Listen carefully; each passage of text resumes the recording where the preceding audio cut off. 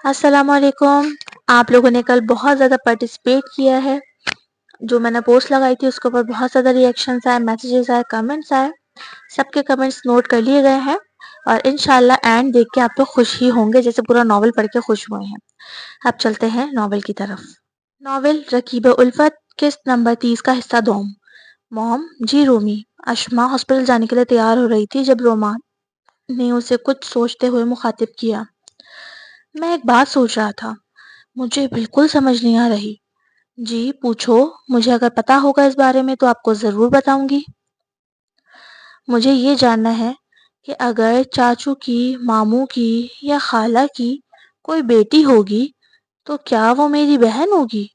اشما اس کی شکل دیکھنے لگی، پھر مسکراتے ہوئے سوچنے لگی کہ جانے کیا کیا چلتا رہتا ہے اس کے دماغ میں.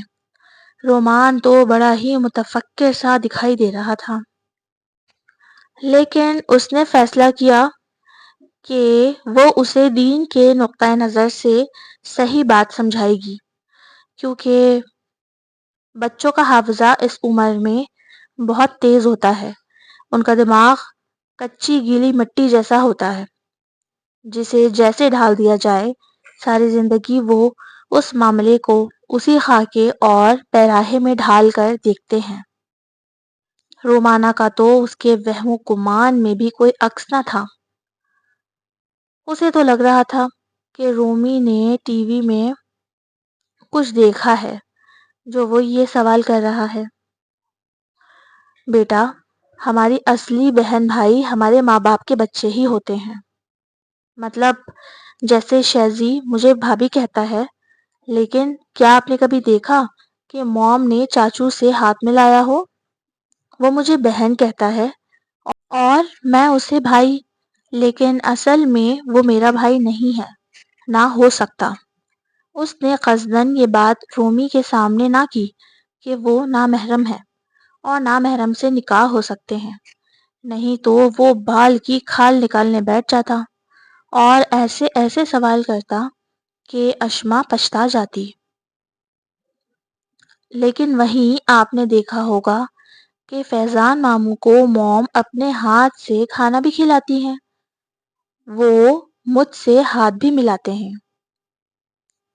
میں، ایشو اور فیضان ہم بہن بھائی ہیں، ہمارے ماں اور باپ ایک ہی ہیں.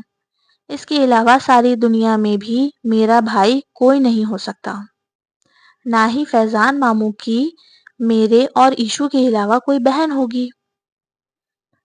نہ چاچو کی بیٹی، نہ تایا کی بیٹی، نہ ہی خالہ پھپھو کی بیٹی.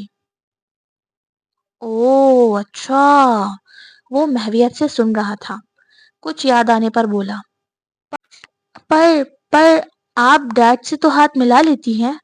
اس دن آپ نے لڑتے ہوئے ڈیڈ کو دھکا بھی دیا تھا، ڈشوم ڈشوم. رومان کی بات نے تو اشما کی آنکھیں کھول دی تھی. اف، کیا کیا سوچتا رہتا ہے یہ لڑکا. اس کو یاد ہے اس دن لڑائی میں نے اکبر کو دھکا دے کر فیضان سے دور کیا تھا. تو بیٹا، ڈیڈ موم کے ہسبینڈ ہے نا.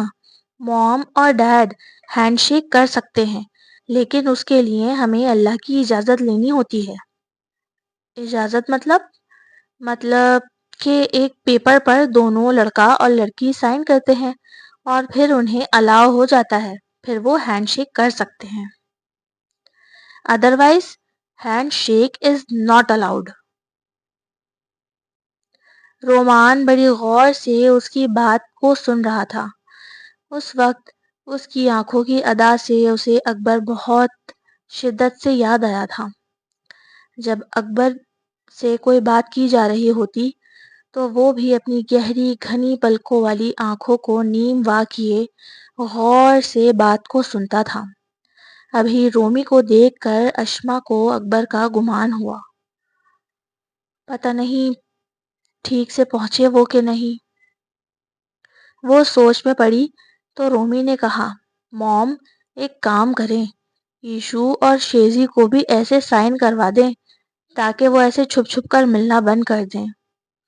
یہ بات کر کے وہ وہاں سے ایسے بھاگا کہ اشما تو بس سوچتی ہی رہ گئی کہ وہ کیا بول کر گیا ہے؟ اسے دیر ہو رہی تھی تو وہ سر جھٹک کر تیاری میں مصروف ہو گئی۔ ہاسپٹل میں سارا دن اشما کا عجیب، بور اور اداس اداس سا گزرا۔ وہ اپنے رقیب کو یاد کر رہی تھی، یا یوں کہیں کہ اسے وہ اپنا رقیب الفت شدت سے یاد آ رہا تھا تو غلط نہ ہوگا۔ کام بھی جلدی ختم ہو گیا اور وہ گھر آ گئی۔ وہ رات کے اس پہر اپنے بستر پر تنہا لیٹی سونے کی کوشش میں مصروف تھی، لیکن بے چینی جوں کی توں تھی۔ اسے عجیب رونا سا آ رہا تھا۔ اس کے پاس اکبر کا نمبر تھا، فون بھی تھا، ہر سہولت موجود تھی۔ وہ ایک لمحے میں اس سے رابطہ کر کے اپنی تشنگی مٹا سکتی تھی۔ ابھی کال کر لوں تو کہوں گی کیا؟ کہ یاد آ رہی ہے بہت؟ نہیں، بالکل نہیں، میں خود کو کمزور ثابت نہیں کروں گی۔ کسی اور بہانے سے بات ہو جائے تو، جیسے کسی مریض کی بات کروں تو؟ وہ پورا زور لگا رہی تھی کہ کوئی بہانہ نکل آئے۔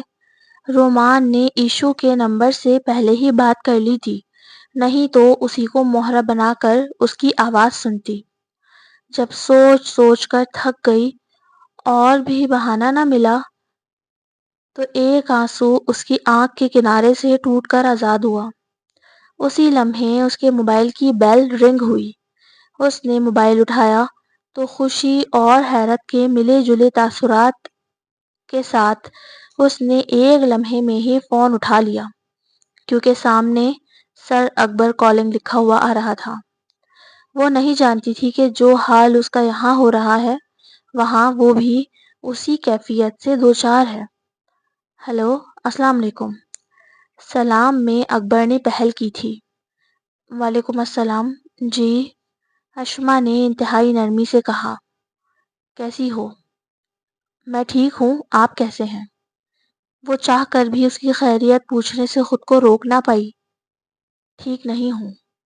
اکبر کے بولنے پر اشما کے کان کھڑے ہوئے تھے۔ کیا ہوا ہے آپ کو؟ آپ ٹھیک کیوں نہیں ہیں؟ بتائیں مجھے۔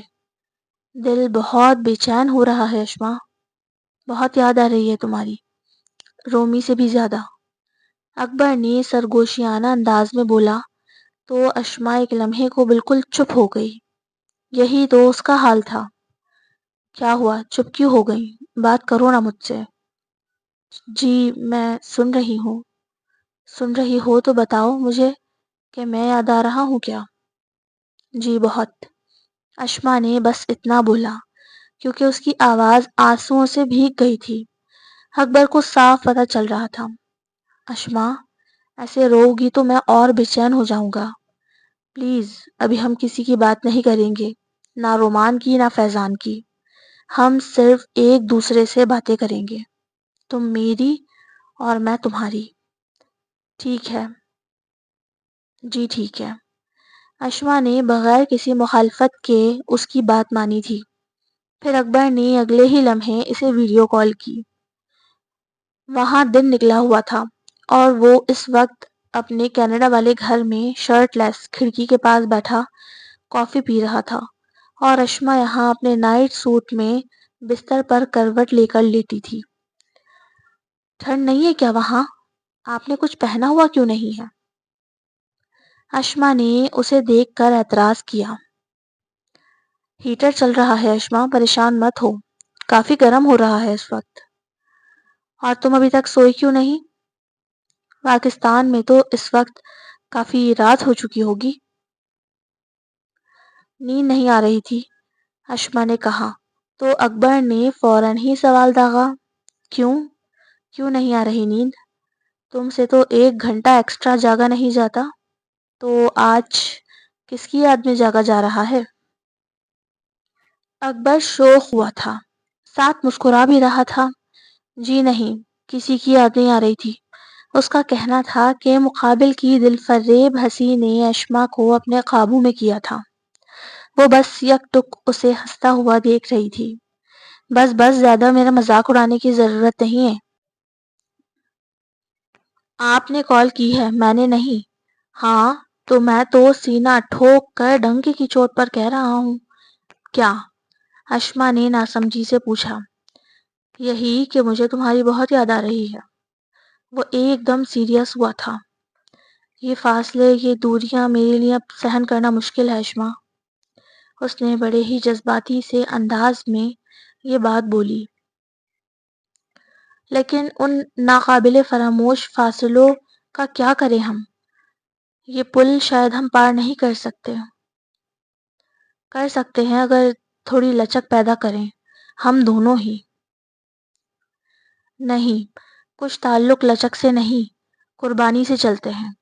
اشما نے اسے صاف کہا کہ وہ اپنا موقف چھوڑ دے تو وہ فوراً ہی ایک ہو سکتے ہیں۔ اگر میرا اپنا کوئی ذاتی مسئلہ ہوتا یا بات کوئی ایسی ہوتی جس سے میری ذات کا تعلق ہوتا تو کب کا چھوڑ دیتا، لیکن یہاں بات تمہاری یا میری ہے ہی نہیں۔ اس بات کے بعد پھر کچھ دیر کو خاموشی حائل ہوئی تھی۔ دونوں ایک دوسرے کو دیکھ کر دید کی پیاس بجھا رہے تھے۔ سو جاؤ اشما، آرام کرو، تھکی ہوئی لگ رہی ہو بہت۔ اکبر کو پتا تھا کہ اگر اب مزید بات آگے بڑھی تو یقیناً ان دونوں کی بات کے بیچ اب کوئی تیسرا آ ہی جائے گا۔ وہ لڑتے ہوئے نہیں جانا چاہتا تھا، اسی لیے خود ہی اللہ حافظ کر کے فون بند کر دیا۔ To be continue AW Urdu novels, don't copy my novel. Like کریں، کمنٹ کریں، سبسکرائب کریں، اور جو لوگ میرے ناول کو فالو کر رہے ہیں لیکن سبسکرائب نہیں ہیں، کائنڈلی سبسکرائب کر لیجیے۔ Thank you.